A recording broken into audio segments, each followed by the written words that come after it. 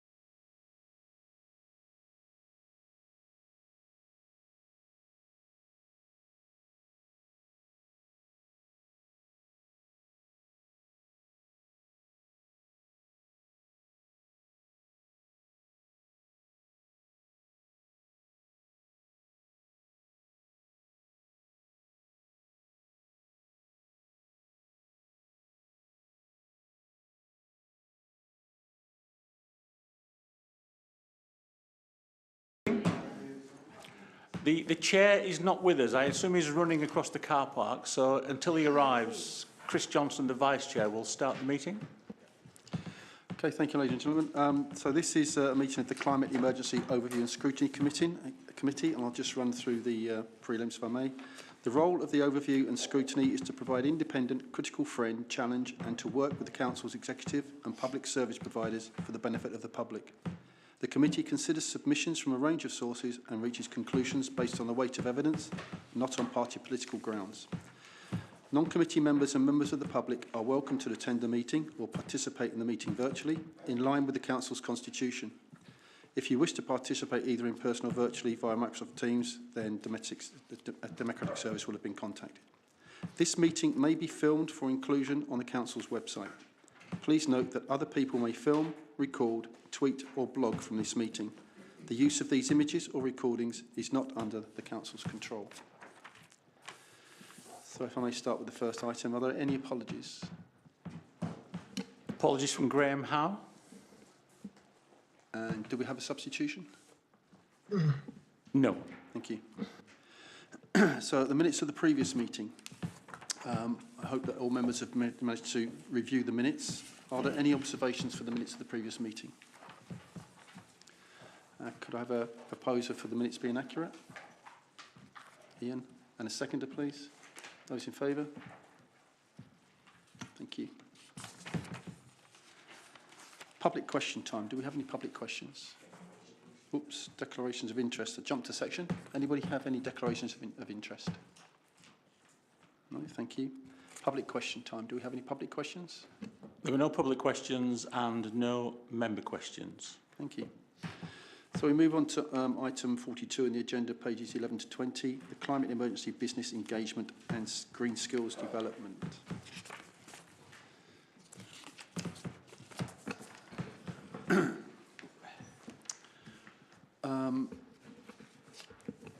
Giorgio, will you be introducing this topic? Or is David? Thank you. Thank you, Chair. Just a brief introduction.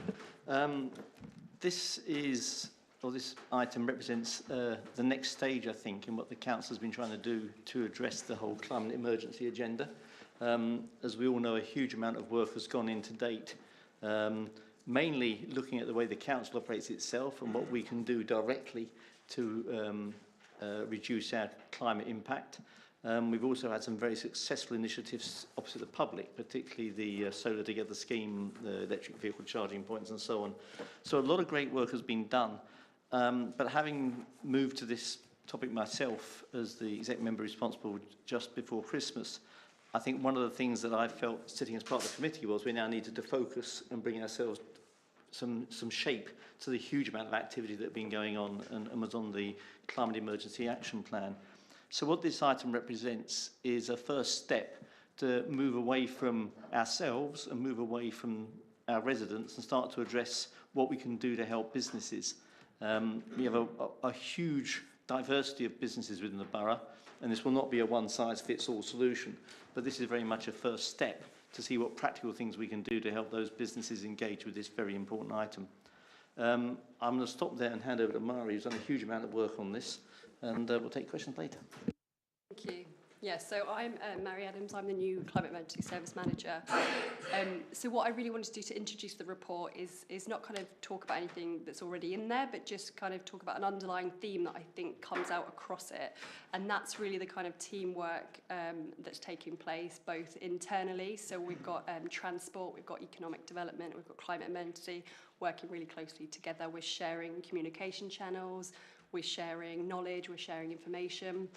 And not only internal to the council, we're working with a lot of external organisations. So really it's kind of finding those organisations that have similar objectives as us and then working to see how best to work with them.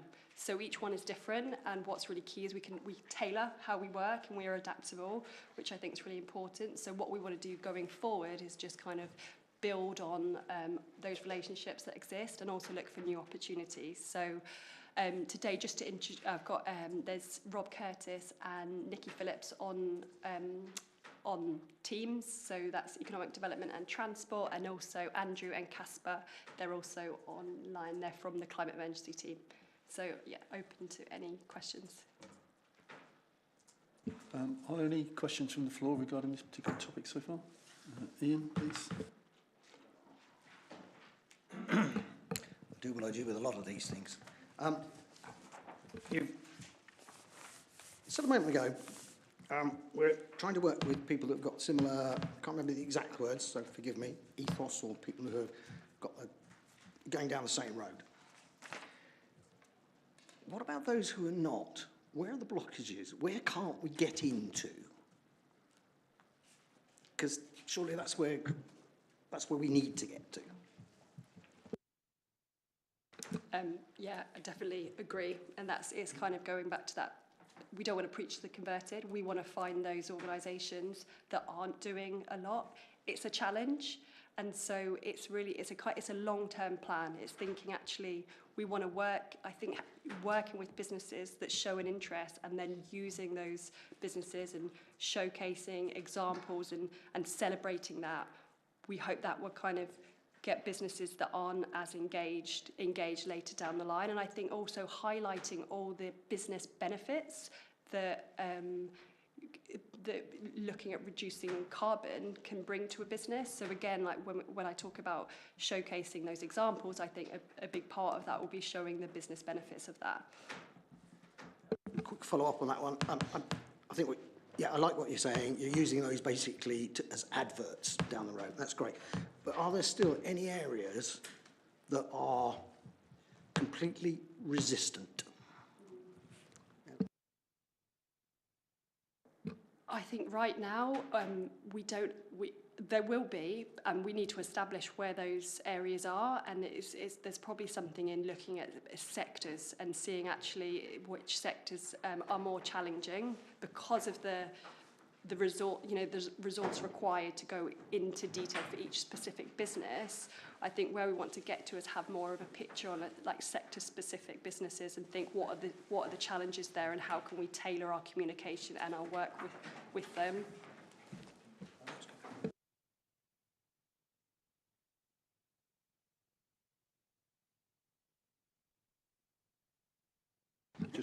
Just while Maddie sits, brain's gone. Charles, please, thanks. Thank you. I was going to ask, I remember having a conversation with someone about 6 months ago, and a lot of this for me feels like publicity and actually awareness. And I was aware that a resident told me the council had bought 2 electric cargo bikes and was actually loaning them out to businesses for publicity, but actually finding out where they were or what they were doing or getting any information about them was very, very hard. I had to ask, I think, 2, at least 3, or maybe 3 officers to get that information. And one would think if you're trying to publicise this and make businesses aware of the amount of things the council's doing, that's a key thing. It really is to say this resource is here, basically, if you can use it and utilise it. And because I think you'd find a lot more people were interested in it. Just welcome your comment. Yeah, I definitely agree. I think that's kind of really critical. It's that communication. So we have a number of channels that we use within the council. So we've got the climate emergency newsletter, we've got the business newsletter.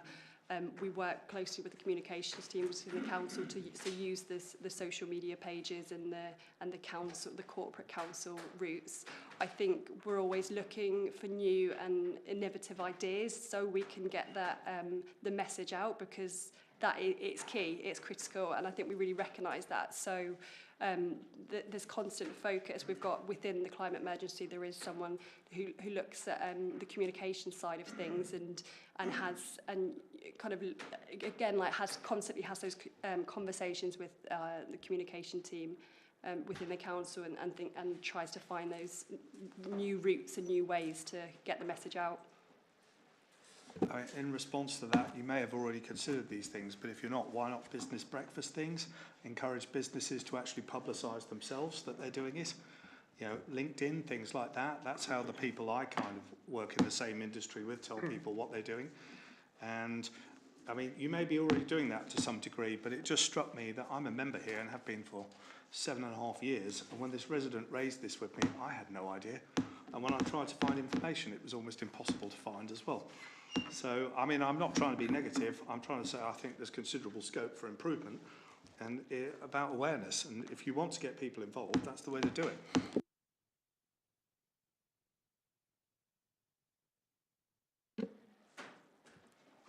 Yeah, hello there. Just really following on from Charles' point, actually. I'm sort of, you're tend to thinking of quite big businesses here. What about the one-man band? And clients I have don't actually have computers or anything like that. They might have a mobile phone if they're really lucky. Some are really kind of quite old-fashioned. How are we going to get the message out to them?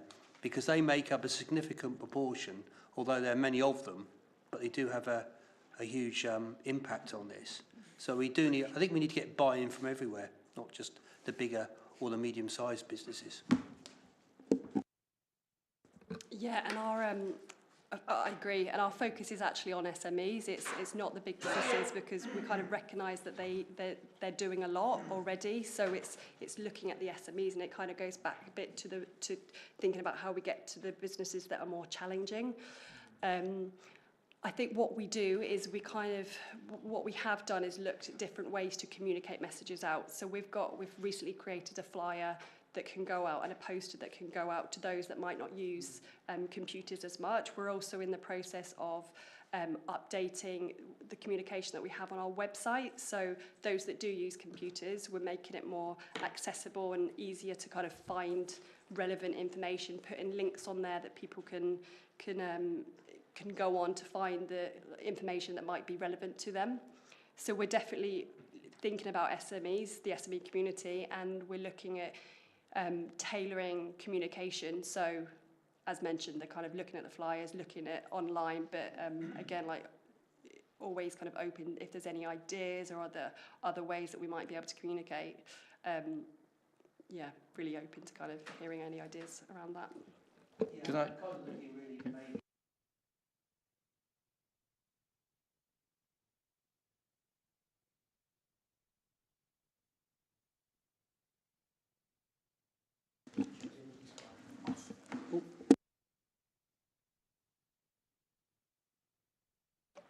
Can I just come in on that point? You can, and first of all, my apologies for being late, and then once you've spoken, David, Nikki's had a hand up online for quite some time. So I'll concede to Nikki if she's had her hand up. Okay, cool, thank you.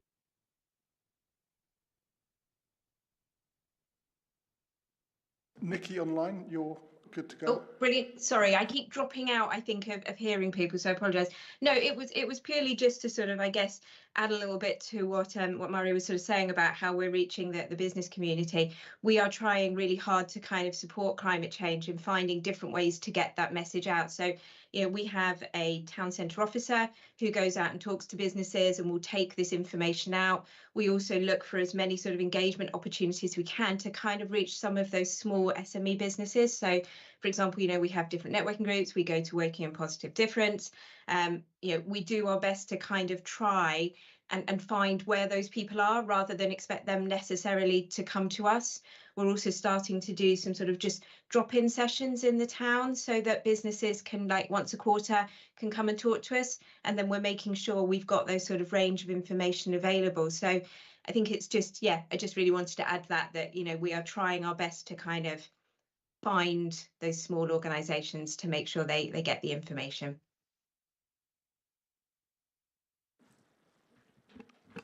Yeah, just. And Chris, did you want to talk as well? Okay. Yeah, just to add to that, so having come to this sort of topic reasonably afresh, I think one of the balances is being effective opposite as many people as we can. And I have a lot of experience of dealing with SMEs myself, so I totally understand the challenges of trying to engage with one-man bands, but also not spreading ourselves so thin that we end up doing not very much to quite a lot of people. So there'll be a few key points where we need to focus to get some momentum. And I think that's one of the things that I'm very keen to sort of develop. You'll notice in the report there's work we're doing with the University of Reading in terms of partnership and the idea of a couple of small business conferences. So they may or may not be the solution to the problem, but I do think there is a need to keep ourselves open to all comers, but also to generate some points of momentum where we make some progress, you create some success stories, and actually, in my experience, success breeds success. People do spread things by word of mouth, and that's probably as an effective way of reaching the SMEs as any other way. Thank you, Andy. So it's just some general questions that I've got to put into the documentation to start off with. It's a really well laid out document. Thank you. It does break it down quite well to understand.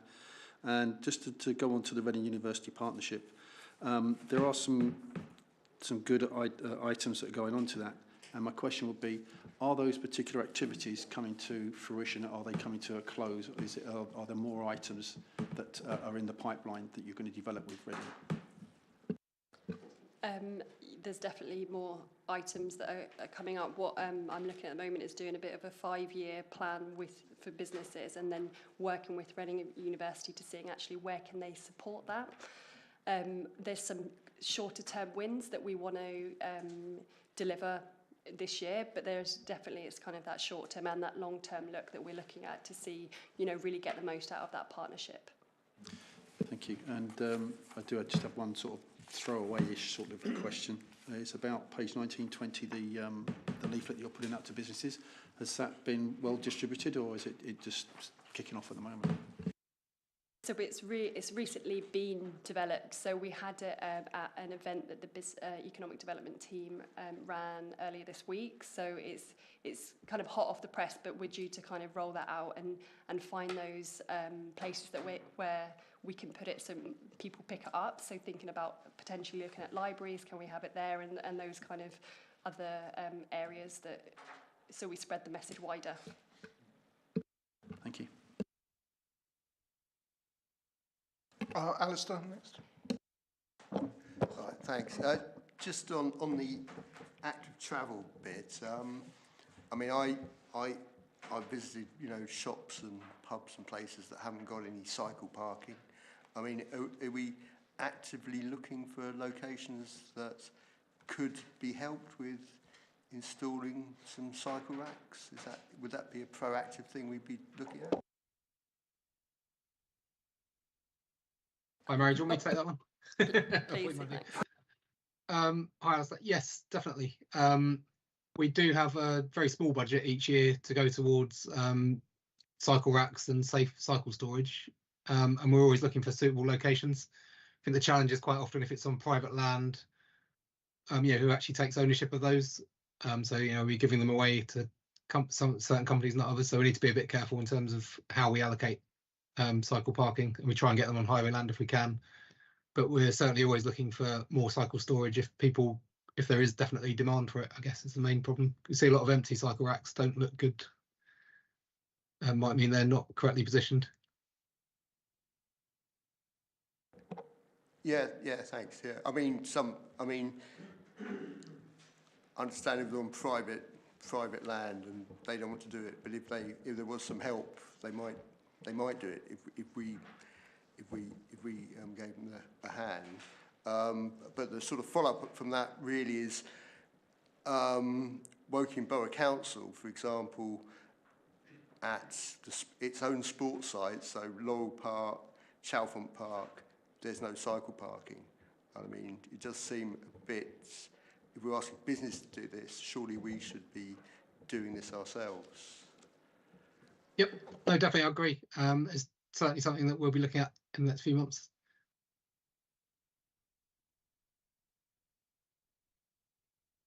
Anybody else?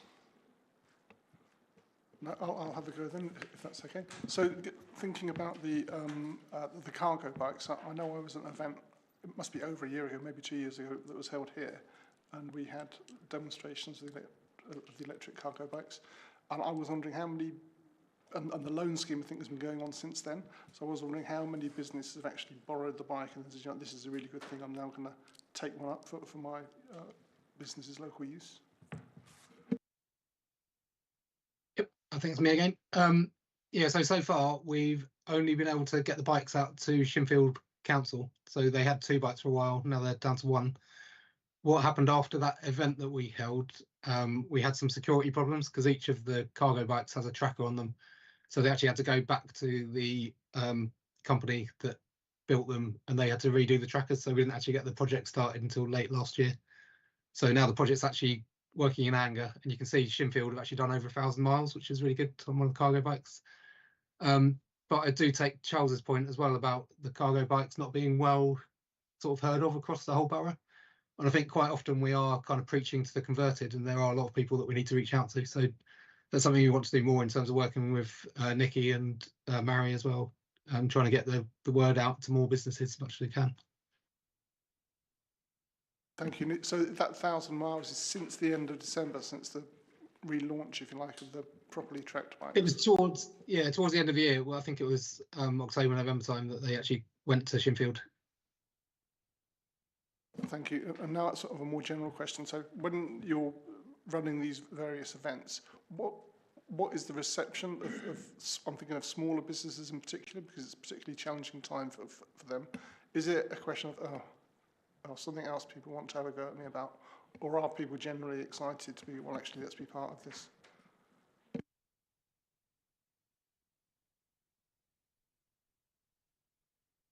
Is that for Nikki or for whoever feels best placed to qualify, because I can imagine, you know, people have got a lot to worry about and a lot to think about, and we're asking them to do something different, which might make things a little bit hard for them. Exactly. So from the cargo bike perspective, obviously that was a public event open to anybody. So we had members of the public as well as businesses there. So I'm not entirely sure. You know, we didn't keep a track of who was attending, if you know what I mean. It was people came and gave it to them. So I didn't mean the cargo bikes, I meant generally. Oh, okay. I'm sorry.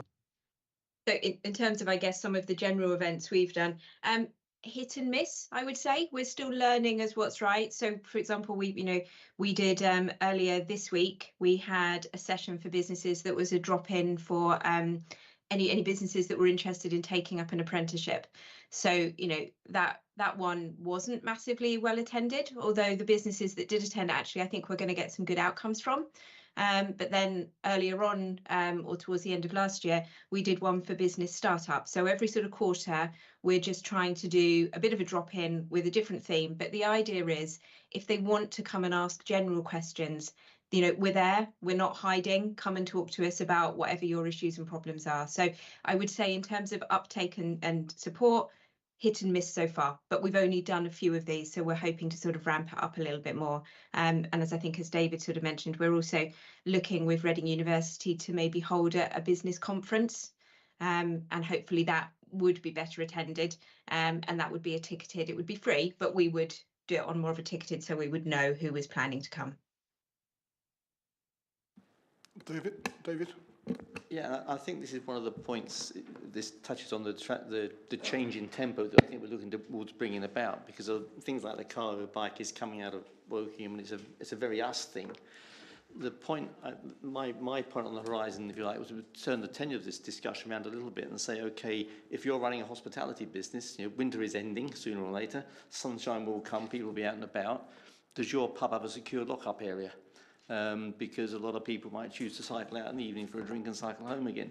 So I think our way of looking forward to engaging with this is giving advice or provoke thought to business to say, actually, if you engage with some of these so-called green initiatives, you actually win new customers. I mean, and that cycling one is just one example of, I'm sure there are many others out there. And I think this is the direction we want to take, is to illustrate to businesses, this is how you use the climate emergency agenda to win new business for yourself and actually increase your profits, rather than seeing it as a thing you're being dragged kicking and screaming into and another burden on your business. And I think, you know, your words, Andy, epitomise that change of tone that we want to try and put across.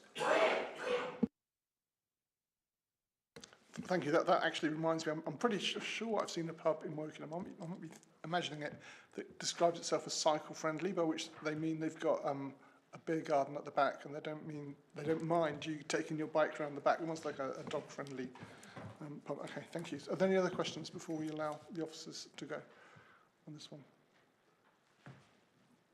No? Okay, thank you all very much. Appreciate it. Recommendations. Now, do we have any recommendations? Let's see what the members think. Do the members have any recommendations that they would like on this, apart from obviously to thank people for their time?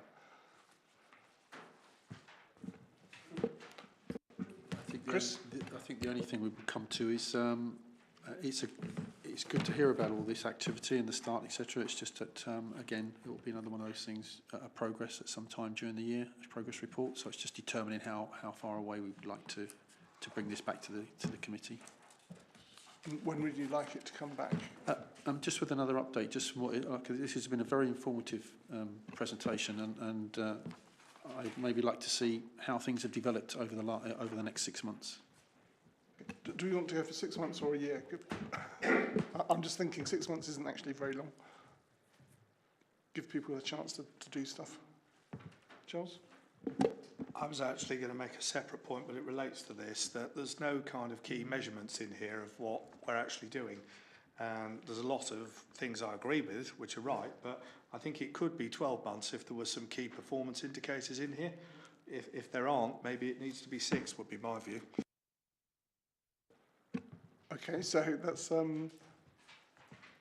recommendation for an update in 6 months, or 12 months if you've got something that can be measured. Does that sound reasonable?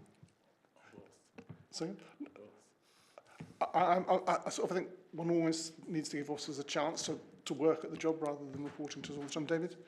Yeah, I take Charles's point. I must say I deliberately suggested to the team that we don't include KPIs at this point because, frankly, we don't know what's going to be an ongoing activity. Some of these initiatives will take root and flourish, some of them won't.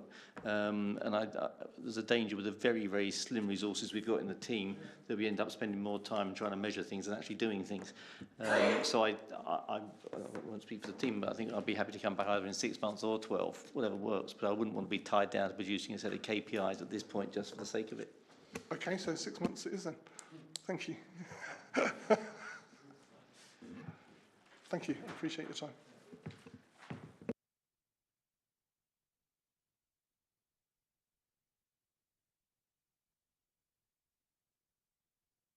So if officers were here just for that item, then I don't think they need to stay unless they want to. I'm very keen that people should get away if they can. Okay, so no, we'll keep you here right to the last minute. Okay, so the next item on the agenda is item 43, which is an update on the procurement part of the action plan. So do we have an officer here to present, Graham? Good evening. Thank you, Chair. I'm Graham Cagle, Assistant Director of Finance. I would like to just pull a couple of items out of the report and just emphasise the progress that's been made. We last came here in September, and this is the 6-monthly update. I think overall the biggest movement has been in how the teams have worked together, procurement and the climate emergency team. Sally Brown, who's a key member of our procurement team, and Mari have been both instrumental in bringing that together. I think now there's a real shared purpose for how it can come forward. I think 2-3 really key movements in that have been around a couple of key projects. You'll see it's noted in there around the Will Bin, where the climate team were brought in. They actually included some targets and some measures around environmental side. They were part of the evaluation panel. Those key measures include materials, recyclability, location, and carbon outputs of the companies. So a real demonstration of a tender that was taken forward.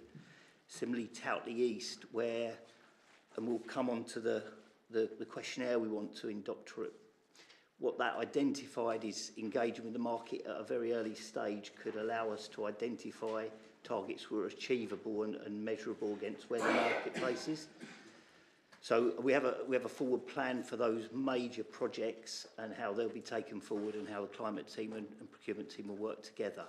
More generally then, you'll see there's an e-training project process that's out there for everybody, and the procurement options report that's the first stage of any major procurement now has a critical sort of indicator about how climate has been taken into account.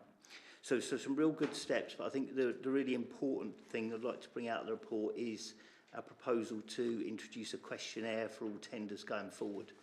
It's become clear it's quite hard for us, especially with the hundreds of contracts we let, to know exactly what a key standard would be that wouldn't stop SMEs or charities, smaller organisations being able to bid. So what we'd like to do is step back a little bit, take some time and build our understanding of different markets for the next year. We'll still work on the major projects, but we'll build a much better understanding that we can then maybe set some clear standards that we can hear right across the board. As I say, we wouldn't want to do that without that intelligence because, and it links to the discussion you've just had, we could stop the market or we could stop people taking that forward, and we could also incur significant costs going forward. So we will take stock, and then at the end of that year period we will be able to review where we are and review how we take the forward approach. So I think that's all I wanted to highlight. As I say, we've got members of both teams here to answer any questions, so happy to take any. Thank you, Graham. Any questions? I know Charles will have a question. Anybody else before Charles? Let's go. Okay, so let's go with you, Charles. Like it's me. It's all yours, yeah. Thank you. I was just going to ask about this questionnaire, actually. Having worked for a business which is recently tendered for some local authority work, not here, I would add. There are a few things here which I think would be, whilst I appreciate the sentiment behind them, I think there'd be a problem for SMEs or small businesses and require a bit more definition. I mean, I don't know what Scope 1 or Scope 2 emissions are, whole life emissions, all of that needs defining. And is your business some of these contract sustainability KPIs? I think, you know, I mean, the last tender I did was for a load of work for Newcastle Council, and they actually specified on there how all this was scored and what weighting it had in the contract overall. And I think that I'm sure you guys probably do that, but it just needs to be specified clearly and explained. Otherwise, you're going to put off small businesses from actually applying for this kind of work. Very happy to take any feedback on the questionnaire. It's a draft, so we're happy to develop it, but would welcome your feedback if you've got examples from elsewhere, and take that on board. It's really key we can build that information in to take forward into the next step. Happy to send you a note on that separately. It won't be scored, so we're starting at a base level, and what we're trying to do is get all the suppliers to just give us the information initially so we can look through it, because what we're thinking is that some sectors will be much harder to get the information from, say, adult social care areas or versus highways. You know, they're going to be at a very different stance level. So the questionnaire is just for information at the moment. And if people come back and say, oh, we don't understand what any of this means, then we can take that forward with maybe doing more work with the CAP team, climate emergency team, to take that forward. If I may come back on that briefly, hearing what you're saying as being someone who's filled in these kind of tenders, if I saw this, I'd be thinking, how many of my competitors are doing this? If they're larger than me, basically they're going to know how to do this. I don't know how to do this, therefore my time's going to be better off spent elsewhere. On other tenders, I've got a greater chance of winning. So I would say, I mean, I recognise what you say, and I'm not arguing with you at all, basically, but I think it just needs to be explained very clearly, because otherwise you're going to put people off applying. So what we'd also like to, as part of the questionnaire, is include getting some understanding of what is stopping them from moving forward with it as well. So hopefully we could even understand some of the things where, you know, those smaller businesses looking at it and it would stop them from taking it forward. Sorry, one more response, and then I will be quiet, I promise you. I was just going to say, if I fill in a local authority tender at work, basically, it takes me about 2.5 hours. I can do one for a contractor in about 15 minutes, the same value. Now, that's not all about climate emergency stuff, but these are all things to bear in mind, because it is a barrier, because I'm looking at, if I don't touch local authority tenders for under 50 grand, because I know there's no point. Even if I sit there for 2.5 hours, I've got maybe 20% chance of winning them. Whereas I can do in that same time period 4 or 5 tenders for a contractor and get a job at the end of it. So I think there's a balance here that really has to be struck. David? Yeah, and Charles, you make an excellent point, and I've kind of been part of your world as well, so I know exactly what you're talking about. It's the same kind of arguments that also apply to things like health and safety aspects of tendering. And I think, if I step back from the detail, what I'm really impressed with in the paper, I'm new to the area myself within the team, so what I'm really impressed about in terms of what the work that Graham and his team have done is they've kind of taken ownership of the problem.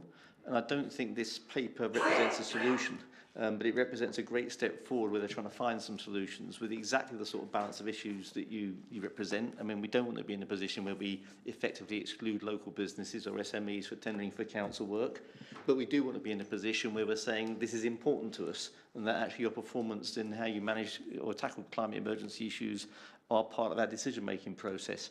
What that looks like in the end, I think we've got a good old journey to go to find out, and the contribution from anybody, including yourself, who's got experience in these matters, will definitely add to the sort of value of the work that gets done. But what I would urge members to look at is the fact that I sat where you're sitting now about a year ago and was extremely concerned that the procurement team didn't seem to have embraced this wholeheartedly, understandably given the pressures that the council's under financially, and that, you know, a huge amount of their resource must be driven to reducing costs. But I do get a sense from the work that we picked up here is that the team now do own it. They've got to work out how they bring that contribution to the fore. And like many things involved with sustainability, it's never a straight line. It can be sort of 3 steps forward, 2 steps back, 1 step sideways, and we go around the obstacle. But I think there's a great bit of work being done. I think the bit now is to sort of go forward and I think demonstrate the answers to the sort of questions that Charles has rightly posed. Okay, anybody else for any questions? I've got Chris. Okay, Chris. So it's again, it's on the appendix on the questionnaire. Not being in the business of at all, I look at this blankly as it is now and consider that the tender questions that are going to be put in front of a smaller business, etc., all the businesses, is going to be for the product that you're trying to achieve or gain, for the process and the services you're going. And this is an add-on to it to inquire about the various tenders, companies' emergency climate position. And if you are going to have a smaller or hopefully the smaller companies being able to tender and feel that they're on an even playing field with everybody else. You've got the questionnaires in front of it, but there should be a guide that goes. I'm hoping there will be a guide that goes with it to better explain what each of these areas are, and maybe even point them to reference material that they can use to research it for themselves, rather than it being our problem or your problem to go and teach them. Is to guide, put the guides in, lead them by the hand, and say this is where you go fishing. Thank you. If I can comment on that again, I think it's part of the work we were talking about with the University of Reading, who were looking at ways of sort of producing these sort of tendering tools and indeed assessment tools.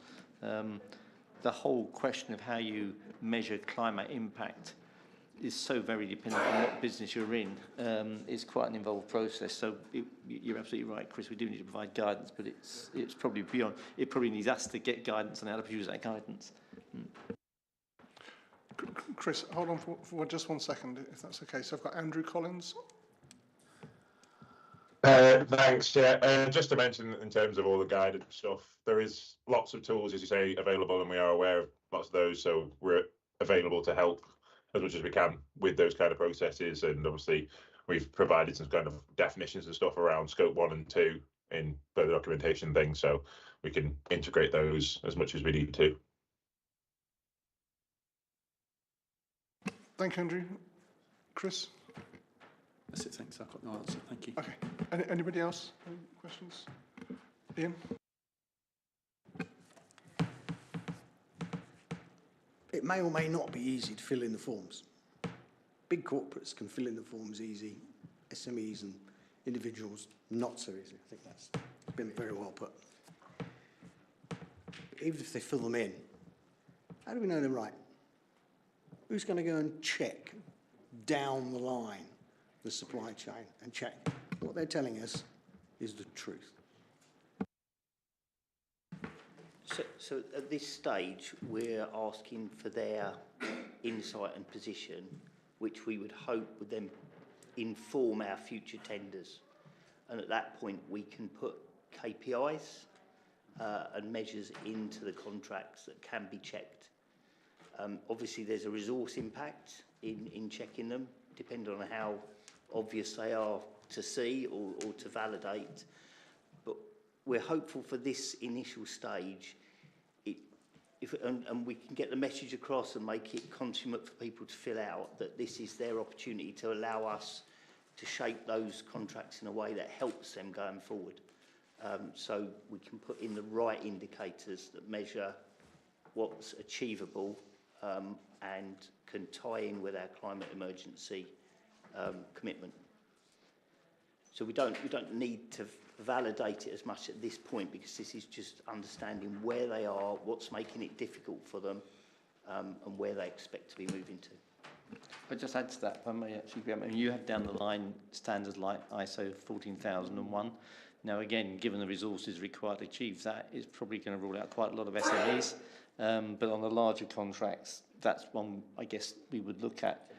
It's also, I think, given the resources we've got as a council, really important to focus on where this makes a difference.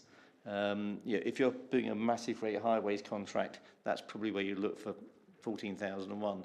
If it's a guy bringing the sarnies to the cafe, may let him go past. So I think it's really from the team's point of view to try and, the first bit of work is to say, where does this really matter? Where's the big wins? That probably will be on the bigger contracts. Secure that, and then we move on to the other measures. And I think that's probably where I'm going with this is, I understand that we want to encourage local suppliers, smaller suppliers. I really do understand that. But if we want, it's a question of how much you trust them. I guess if they don't have much of an impact, it's not too much of a worry. But if they're slightly bigger companies, you need to know what they're telling you is the truth. But you don't, on the other hand, want to be sending our auditors in, and we don't want them to use their auditors. So the only way is the independent auditors, and that means the ISO certification type people. And that inevitably means that you end up with the corporates. Sorry. But if we mean business and we want it to be done right, that's maybe where you're going to end up.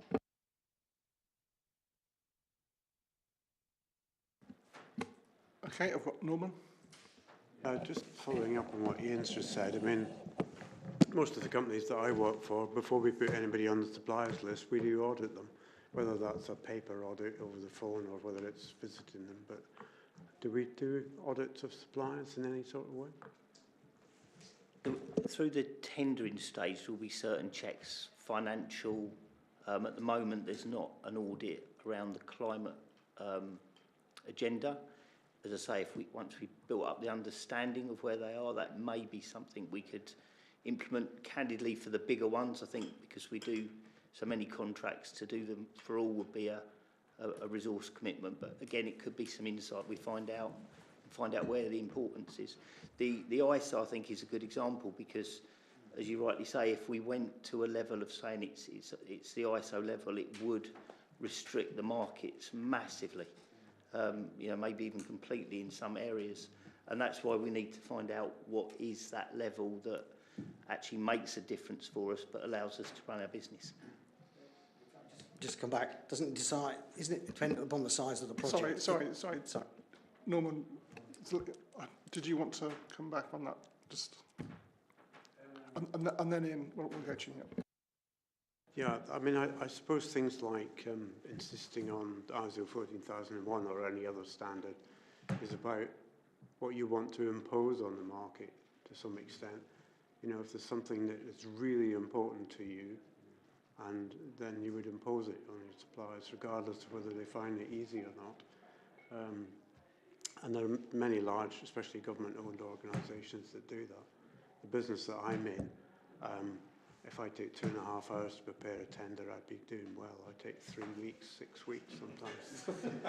The amount of information that's required in a tender.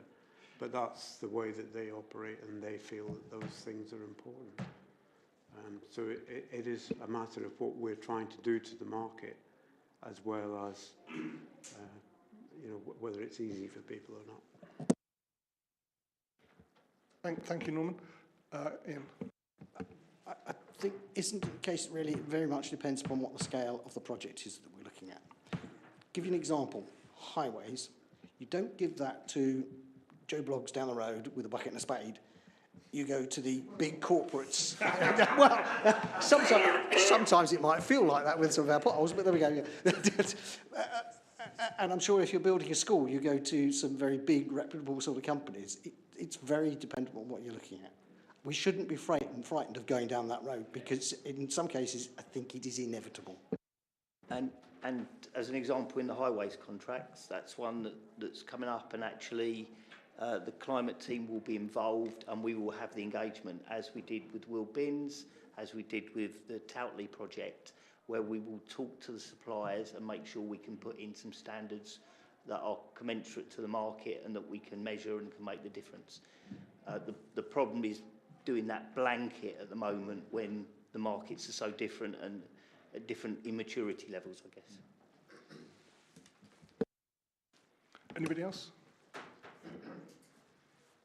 No? Okay, I'll have a go. So I think hopefully it's sort of picking up on what a lot of people have said, especially Norman's point, and a couple of the others as well. There's a thing here to me about, you know, and I think someone used the word proportionality, and it strikes me as the sort of thing where if you are a two-person window cleaning company, the very questionnaire they get should be totally different. It's not just a question of it's a different part of the questionnaire they get, rather than say Viola. Because if someone Viola's tendering and they don't know what stage 1 and stage 2 emissions are, then you probably don't want them anyway, because they're just not serious about it. So is that something that's been considered? It's not trying to make one tender fit everybody. It's a question of having, it's a question of if your turnover is, I don't know, less than £100,000, you get this. What do you understand by the climate emergency? What you're busy trying to do? If you get Viola, then you get someone like Norman doing it for 3 weeks. It is about proportionality, though, isn't it? So yeah, for different size tenders and different types of tenders, there will be a different complexity or detail in the documents. I guess hearing your feedback, I think making it clearer, giving some more advice about this questionnaire. It's not part of the tender, it's a questionnaire. We could develop a couple of different versions, I think, some for the bigger, that maybe we're not doing the direct engagement, some for those smaller ones. So we could think of gathering more appropriate information from different markets by developing a couple of questionnaires. There's also the options analysis paper, which is mentioned in the report, where contracts over 50,000, there's 2 questions within that now. So it's triggering service areas to say, have you spoken to the climate emergency team? Have you considered it? So that's now that's in that analysis paper for all contracts over 50,000. Thank you, which is a similar thing, but looking inwards rather than looking outwards, I guess. Okay. Anybody else before I carry on? Alistair? I mean, it's not really my world, but I mean, if you've got a big highways contract, I mean, aren't they then subcontracting out to the guy with the bucket and spade, isn't that? Hopefully not, but our contract will include requirements for the delivery. So whether they subcontract it or they deliver it themselves, they will have to adhere to the standards and the qualities and all the employments and all those things in the same way. Thank you. Anybody else? No? Okay, so another one from me. So you've spoken about taking stock. Now, is this a formal taking stock? There's a meeting in the diary for this time next year or whenever it is, or is that just something a little bit looser? So the work on the major contracts will continue. We've identified what those are and we'll continue to work together to identify any others that are coming through. Similarly, the training, that continues, and the work on the options appraisals as they come through. The taking stock will be the questionnaire, which we'll undertake for, we're suggesting a year period, and we will build up across all the different tenders that we do, the different marketplaces. And from that analysis, then we'll be able to go, right, what's our next step? What are those standards? I think we'll have a better understanding of things like ISO, where there's not many organisations, below, even councils. I think it's only counties, really. So I think it's that year, and then we'll be able to do the analysis, the information, and take stock. But where we find things, even with things like what's in the ISO, if there are individual elements we can implement between the teams into our processes, we will do. Thank you. And again, following on again from what Norman said, and I think also one of the intentions of having procurement as part of the plan is that it is important because it's our ability to shape the market. Is that something? Is that an idea that you guys are currently using? Was it in your thinking that you can try and shape the market? You can try and change other people's behaviours? I think we have to be honest about the different markets. So social care market is already under incredible strain. So I think we have to be honest about that. But yes, I think once we understand, we can see how we can influence it. And again, in terms of the questionnaire, if we can ask where businesses are struggling, maybe we can see how we can help. Okay, any other questions? No, I would just like to say thank you very much for coming back with this, and for what to me seems to be quite a change in the relationship between procurement and the CAP team. Everyone's nodding, which is good. So it's off camera, but that's very good, and I hope it continues. So thank you very much. Do we have any recommendations from members?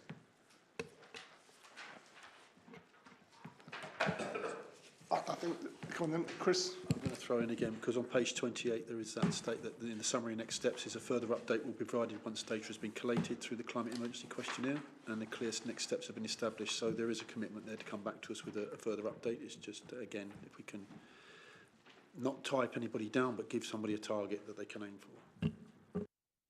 Okay, did you get that? No, you happy with that? Okay. Any other recommendations?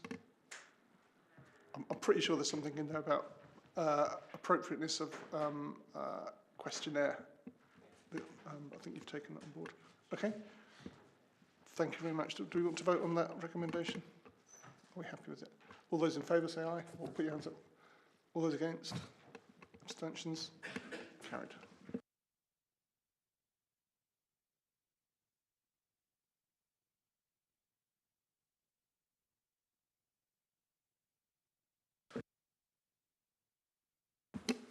So the Barkham Solar Farm update. So this part, you don't have to go yet.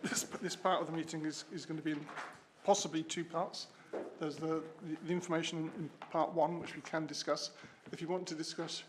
Item 47, as a member of the public, I think I should... Sir, you don't have to leave right now. It's only if the members decide that they want to discuss the items in part two. So you're welcome to stay for the discussion of part one, which is allowed. It's just the secret bit. Well, thank you very much for coming. Not at all. I'll be back. Good. You're varying the agenda, which is fine.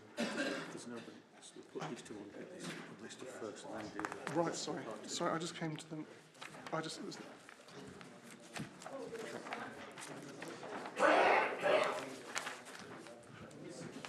Andy, yes, action Chair, tracker.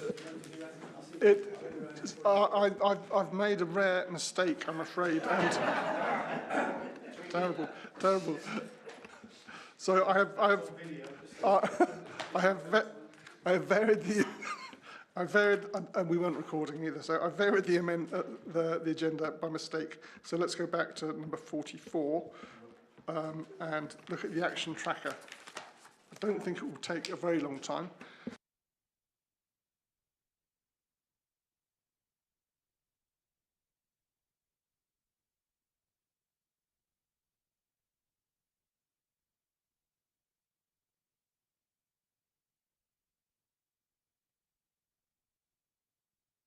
Okay, so page 31 then, agenda item 44. Has anybody got any comments on this? When I looked at it earlier, I thought it looks like we're doing a good job on keeping up to date with our actions. Is there anything anybody wants to raise on the action tracker?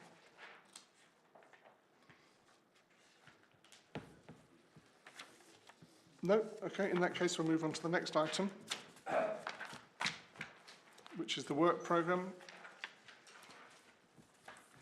Should be.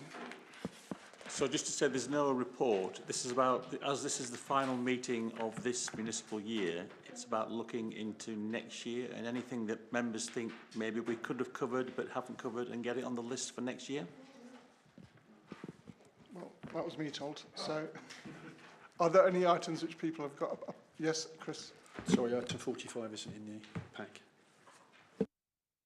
As Neil just said, there isn't anything in the pack for 45. I think it's... Second? It's null, is it? There's nothing in it. There's nothing in it because it's as Neil just said, is to have a think about what do we want to include for next year. A blank sheet of paper, yeah.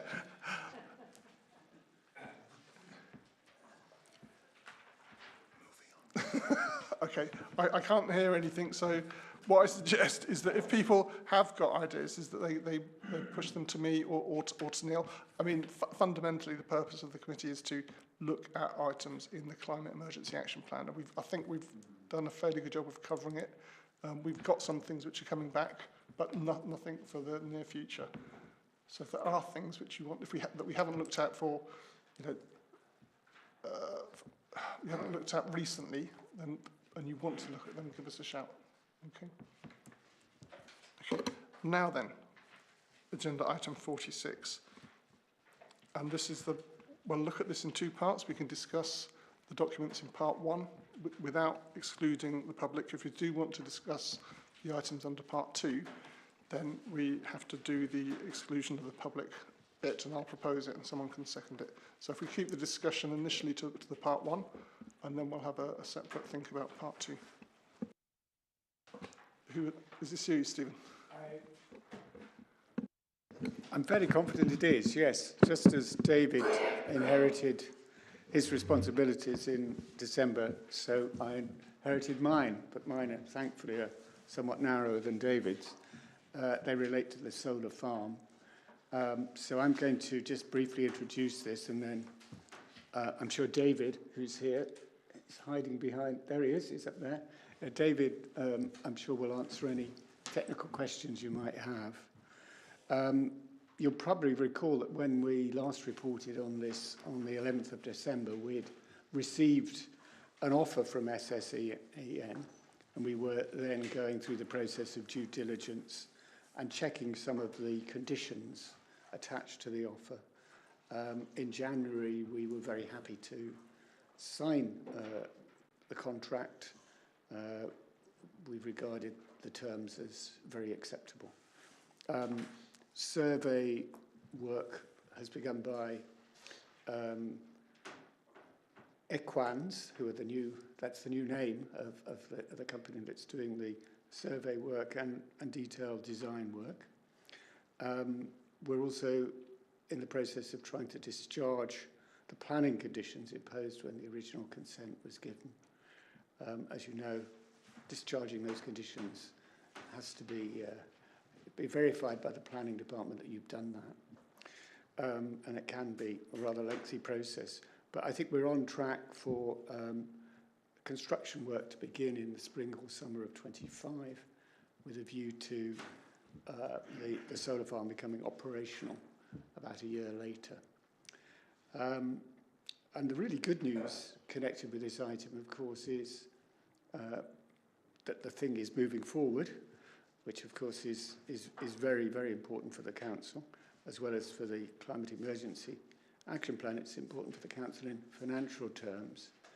And in 2021, we expected a surplus revenue of around about 480,000 a year. By the stage we'd reached, or by the time we'd reached the point where we're compiling the medium-term financial plan, we assumed that we would be able to get up to £1 million a year. I think we're now in the position where we're fairly confident we'll be able to do that quite quickly into the life cycle of the project. And we're now looking over the whole span of the project at an average annual surplus over and above, so a net surplus over and above all the running costs and the investment costs of £2.7 million a year on average. So it's now looking as though this is going to make a significantly bigger contribution to the council's finances than we originally thought. And that's extremely good news, not just for the council, but of course for the people of the borough whom we serve, because this is money we can deploy to help us with service delivery. So this is, I think, very good news. That's probably all I need to say, but I'm sure David, if David wants to add anything, or whether he wants to just be available to answer any questions. I don't know. David, do you want to add anything? No, that's a very good summary, and I think, yeah, we can probably just take questions from there. I can run through the purpose of the report and the structure of the report, if that would be helpful, but happy to just move on to questions otherwise. Thank you. Does anybody have any questions? And obviously, one of the big questions is the detail. The detail is all stuck in part 2. So we can't look in the detail of the summary, but we can look at the summary as presented before people start, just to remind you. Did you have, sorry, Charles, did you want to say something on that, or was it? I had one question on part 1. I had further questions on part 2, but I note what you said. Okay, cool, thanks. Yeah, I've got one part 1 to start. Okay, good. Yeah, on part 1. I sort of note that, and this was during the previous meeting when I was unfortunately I couldn't actually attend, when SSEN said they couldn't connect the solar farm to the power grid until 2027, and following, quote, intensive negotiations, that was moved to 2026. I'm just really wondering, how confident are you that this new date will actually happen? Well, I think we're in a contract with them now. It was 2037 they pushed it back to, not 27, which of course would have been disastrous. It would have just scuppered the whole project. But 2026 is now, it's in the contract. They are contractually obliged. Well, that's good. Yeah, that's good anyhow. And just one comment actually, and this is still in part one, about Freely Fruity. I'm really so glad that the council's working with them, because I was in the fortunate position to introduce them, and I know that Ryan, James and Matt are a good bunch, and they're very well driven on this, and congratulations to them on that. I'm hoping to meet them at some time as well, but they're usually quite busy, so I'm really pleased on that. Well, thank you, Michael, for actually initiating that. So grateful. Thank you. Charles, did you have something? It was, excuse me, sorry, a curiosity question rather than anything else. The budget referred to a second solar farm.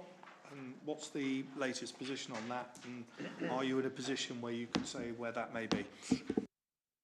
We're not in the position where we can say where it can be. I think that wouldn't be wise in a public forum. But we are actively working on bringing forward a second solar farm. I was going to say, recognise what you said, and that's fine. Have you secured a site, or is it that close, or is it still in a proposal stage? I don't think it's particularly wise for me to say too much more. We're actually in a kind of delicate stage where I think it would be unwise for me to take this much further. Thank you. Anybody else? Al? Well, just to go back to last night's discussion about construction chaos, we just checked that that the solar farm are going to be willing to help alleviate the supposed construction chaos in that part of. As you were there last night, as well as me, I was there last night too, and you'll recall that I offered, and I seem to recall the committee embracing the idea of a programme board to oversee all of the various developments, either approved or in the pipeline, or even in contemplation for this area, this whole area, which is a small geographical area, and it's a legitimate concern with so much going on that's going to be going on largely at the same time, that there could be real conflicts. But I think we last night had a good discussion about the mechanisms already in place to try and coordinate activities successfully.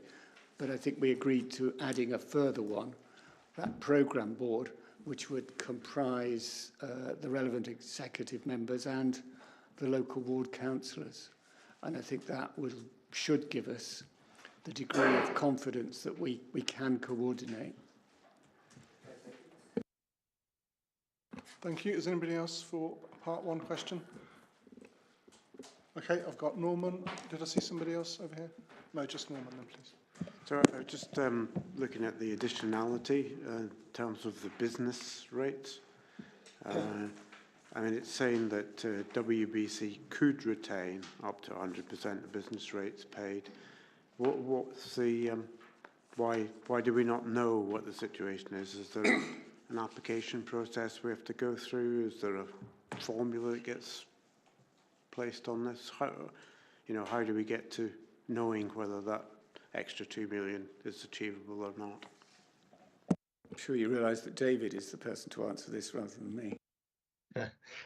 Yes, there is an application to go through. At the moment, councils can claim up to 100% of business rates back on green projects of this nature, but that obviously may change over time if the government changes the position on that. So we haven't included that in taking, but that may be additionality if we can claim that 100% back across the 25 years of the project. And when can that application be made? Is that only when the thing's up and running, or can we make it now? No, once it's up and running, because Okay. that's effectively when we start generating revenue. Yeah, okay, thanks. Chris? I'm hoping this is an area one. I'm pretty sure it is. When we look at the project, it's got a 25-year lifespan, and that's basically because of the lifespan of the solar panels, as they are now, or as they were when the project was first envisaged. Technology's improved. The life of solar panels has now increased, and no doubt it's going to improve further in the next 25 years. So is it absolutely set in stone that we have to decommission the site in 25 years' time, or will technology improvements influence that? Because it seems that that's quite a big loss, decommissioning costs, etc., that may have to come into the actual repurposing the land, etc., if it's possible to retain that and retain that revenue that comes from a solar farm into the future years. I'm sure David will be able to give you a much better answer, but one of the things we currently are limited by, of course, is the planning permission. And the planning permission is for solar farm of 25 years duration. So if it were possible to reconsider, we would have to gain further planning permission. That would be one step that would be necessary. But David may be able to give you a much better and fuller answer. No, that's, I think you've summarised it well. At the time we were designing this, the lifespan of the equipment was generally 25 years. So that's back in 2019 we started designing it. Hence our application for the 25-year period under the planning permission. But technology has improved. There's potentially longer within the technology before it needs to be replaced now. But as Stephen points out, we have got a 25-year planning permission. So if we were to extend it or want to extend it, then we would have to go back through planning at that stage. Thank you for that. Norman again? What's the assumptions in all of this about drop-off in performance of the solar panels with time, and what guarantees will we get from the suppliers of the solar panels? So degradation to the solar panels has been included within the modelling, and the energy generation from those panels has included degradation over the 25-year period, and the output from the panels will be measured and will be part of the contractual agreement with Equans once we enter into the build contract with them. So we will be able to hold them to account for generating that initial electricity. Norman, do you want to come back on that, or okay, Ian? Actually, if I could follow up on that one. So is there a plan to just let it degrade slowly, or as panels cease to work, do we not just have an ongoing change-out programme? Which actually would then also lead on to whether we want to be there for 25 years or more. Yeah, it's not that the panels cease to work, it's that they don't generate as much electricity as they do in year one. So their actual performance decreases slightly over time, and we factored a percentage decrease into the figures. So at the end of the 25-year period, originally potentially longer, with newer technology, that's when we would look to replace them, and it wouldn't be cost effective to replace them before that period, so to speak. You wouldn't generate sufficiently additional electricity by replacing them to cover the costs of actually replacing them in the first place. What happens at the 25-year point? Is it classed as brownfield site, which means that it's no? Because that's the fear that local residents have, is that instantly there will be a planning application going for putting houses in. It remains as agricultural land. That's how it's still classified. So under the planning permission, there is a condition that it reverts back to agricultural land, and we need to put a plan in place to demonstrate how we would revert it back to that agricultural use. Anybody else on this part? Okay, I've got something just following on from your last point. So are we saying then at the end of 25 years it automatically reverts to agricultural land use? Or are we saying that we don't need to worry about a change in land use if we prolong the use of the site in the manner that people have intimated? So at the 25-year point, we would, if we want to continue the use of the land as a solar farm, we would need to apply for planning permission to extend the use. If we don't, then there's a condition within the planning permission that we revert the land back. So we remove all equipment that we put onto the site and revert it back to that agricultural use. So theoretically then, I'm going to say a dodgy decision by the planning committee in 25 years' time could scupper it. If they remove... Potentially be a kamikaze decision.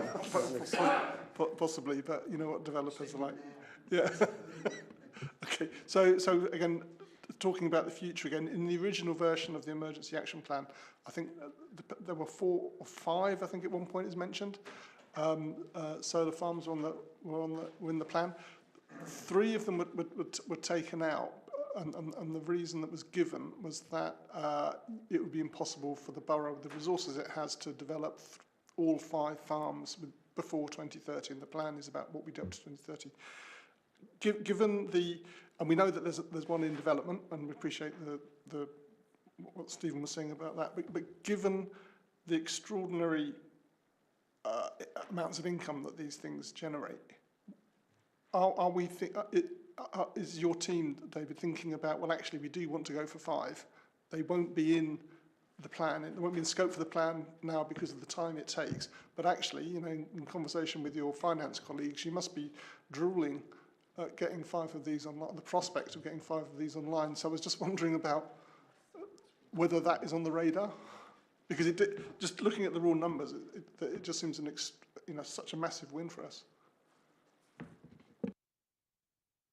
I guess the key issue there would be land availability and identifying alternative sites that we can potentially bring large-scale solar farms forward upon. So we have Barkham Solar Farm, obviously, and we've identified the second site and done some initial feasibility as we've set out in the Climate Emergency Action Plan, but we're not at stage to announce much further upon that site at this moment.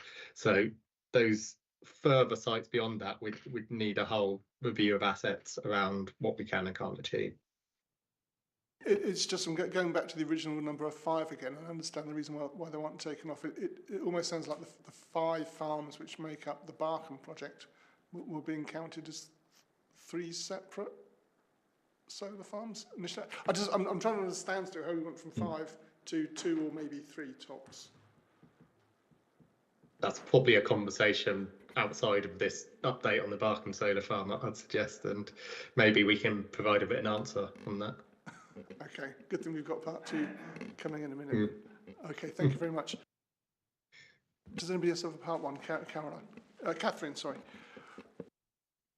Yeah, I just wanted to go back to the decommissioning. Does that, have you costed the decommissioning, and does it include removing all the concrete footings? So it would include reverting the land back to agricultural use and removing everything that we've put on the site except for the biodiversity improvements that we've made. So the woodland planting, etc. We wouldn't be looking to remove that from the site. The decommissioning, we're being advised the scrappage value of the panels and the materials that we remove from the site would effectively cover the costs of decommissioning and removing them in the first place. So that's the advice we've received at the moment from our technical advisors. Thank you. Thanks. Thank you. Any other part 1 questions? Now, I know we've got 2, possibly part 2 questions. Are members minded that we go to a discussion on part 2? Okay, so I have to read, which bit is it exactly?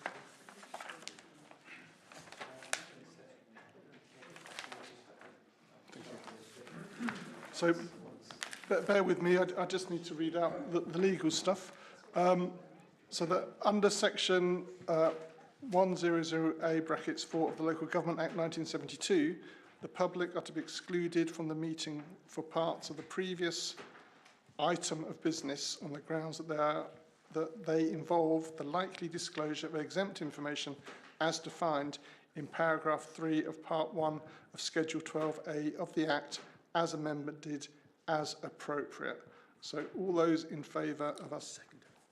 Oh, I need a seconder for that we exclude the public. So I've got Charles, I think, is the seconder. I'll propose it. All those in favour? All those against? And abstentions? None.